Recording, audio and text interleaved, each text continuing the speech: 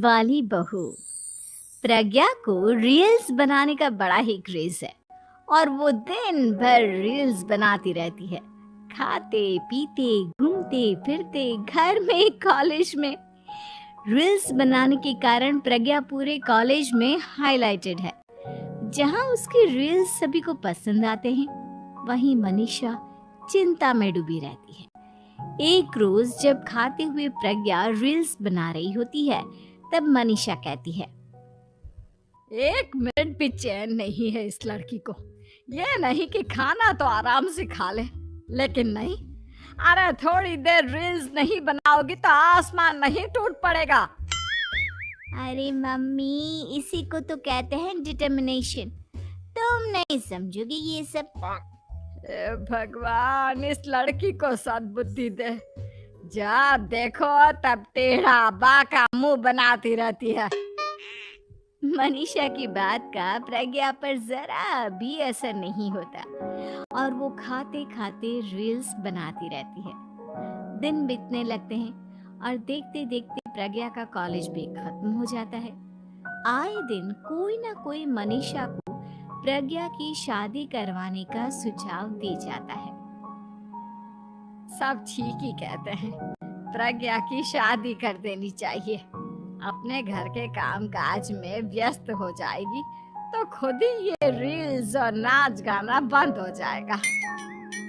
मनीषा और प्रेम प्रज्ञा के लिए एक अच्छा लड़का ढूंढने लगते हैं और तभी विकी का रिश्ता प्रज्ञा के लिए आता है, जिसने प्रज्ञा को उसकी रील्स देखकर पसंद कर लिया था।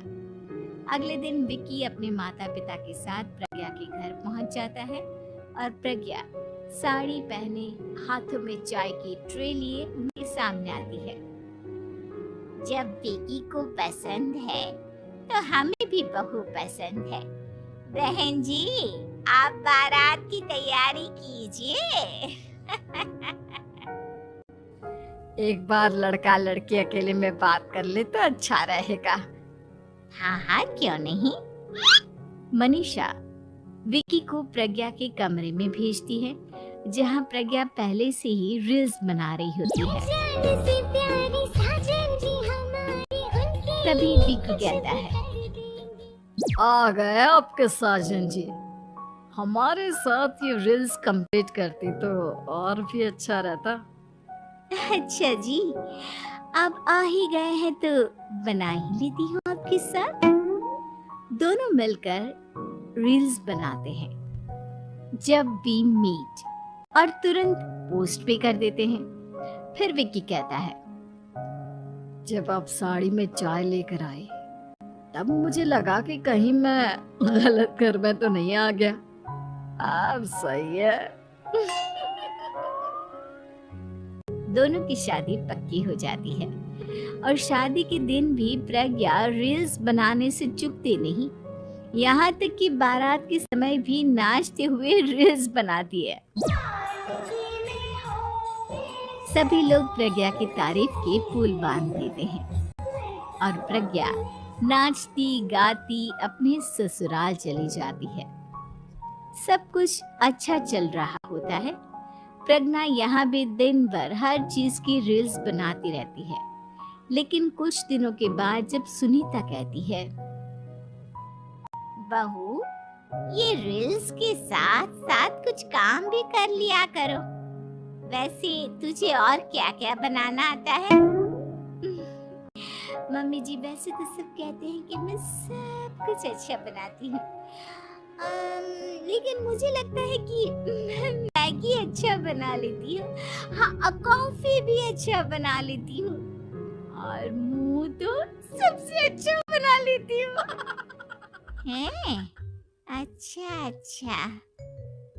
सुनीता अपना माथा पकड़ लेती है और कहती है, बहू, कुछ खाना बनाना भी सीख लेती।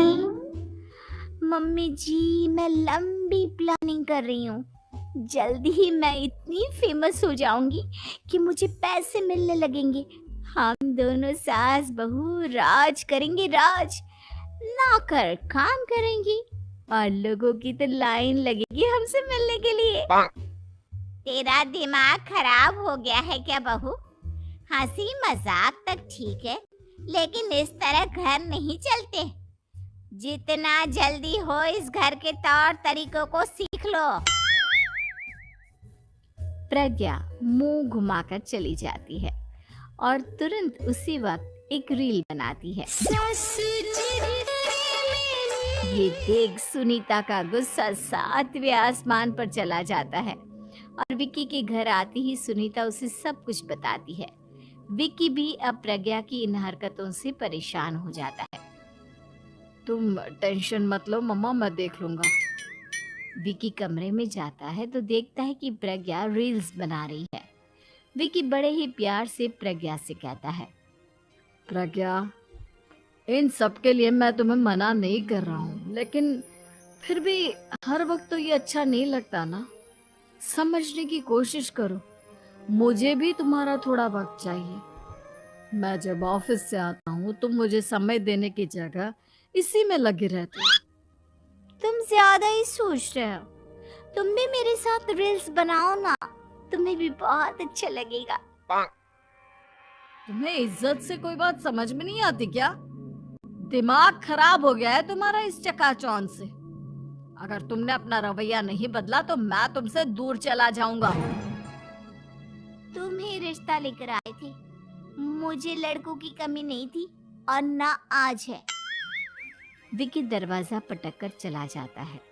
धीरे धीरे विक्की प्रज्ञा से दूर होता जाता है। एक रोज मनीषा प्रज्ञा के ससुराल उससे मिलने जाती है। तब सुनीता उससे कहती है, बहन जी, अब आई हैं तो कुछ दिन यहाँ रहकर जाइएगा, आप ही का घर है। हाँ मम्मी, बहुत दिन हो गए तुम्हारे साथ एक भी रील नहीं बनाई मैंने। प्रज्ञा तुरंत अपने फोन में रील्स ऑन कर लेती है। ये सब मुझसे नहीं होता। तेरा ये भूत अभी तक नहीं उतरा क्या? बहन जी, आप कुछ कहती नहीं क्या इसे? जब आप ही कुछ नहीं कर पाई तो मैं कर ही क्या सकती हूँ। सास तो वैसी ही बदनाम है। शाम को घर की लाइट चली जाती है और मनीषा प्रज्ञा से कहती है, मेरे घुटनों में बहुत दर्द हो रहा है, तू लाइट का कुछ इंतजाम करना बेटा। अच्छा, कैंडल जला देती हूँ मम्मा। प्रज्ञा गाते हुए कैंडल जलाती है और खिड़की के पर्दे के पास रख देती है। मनीषा, जिसे बहुत दर्द हो रहा है, वो सो जाती है और प्रज्ञा हमेशा की तरह अपने रील्स में लग जाती है। उधर कैंडल की वजह से पर्दा आग पकड़ लेता है और मनीषा के कमरे में आग लग जाती है। बचाओ, कोई है, बचाओ! सभी भागते हैं और विक्की कमरे की आग बुझाने में लग जाता है, लेकिन तब तक मनीषा आधी जल चुकी थी। मनीषा की हालत देख प्रज्ञा रोने लगती है। विक्की मनीषा को तुरंत हॉस्पिटल ले जाता है और उसे एडमिट कराता है। विक्की प्रज्ञा से कहता है, देख लिया ना, तुम्हारे इस नाच गाने की वजह से आज तुम्हारी माँ की जान जाते जाते रह गई। अब पता नहीं तुम और क्या चाहती हो।